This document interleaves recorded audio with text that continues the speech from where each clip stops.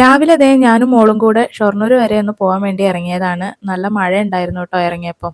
വീട്ടിൽ നിന്ന് ഇറങ്ങുമ്പോൾ ഉണ്ടായിരുന്നില്ല, അതുകൊണ്ട് റെയിൻ കോട്ടൊന്നും എടുത്തിട്ടുണ്ടായിരുന്നില്ല. പിന്നെയാണ് മഴ പെയ്യാൻ തുടങ്ങിയത്.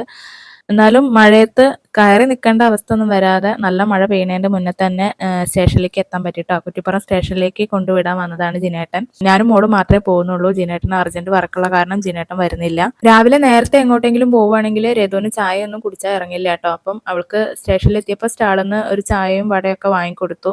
പിന്നെ ട്രെയിൻ നല്ല ലേറ്റ് ആണ്, അരമണിക്കൂറിലധികം ലേറ്റ് ആണെന്ന് പറഞ്ഞപ്പോൾ വെറുതെ സമയം കളയണ്ടെന്ന് കരുതിയിട്ട് ജിനേട്ടൻ ട്രെയിൻ കയറ്റി വിടാൻ നിൽക്കാതെ പോയി. അങ്ങനെ അരമണിക്കൂർ വെയിറ്റ് ചെയ്തപ്പോഴേക്കും ഞങ്ങളുടെ ട്രെയിൻ വന്നു. അപ്പോൾ ട്രെയിനിൽ കയറി. അച്ഛനും അമ്മയും പരപ്പനങ്ങാടിയിൽ നിന്ന് കയറിയിട്ടുണ്ടായിരുന്നു കേട്ടോ. അപ്പോൾ ഞങ്ങൾ അവരുടെ കൂടെ കൂടി.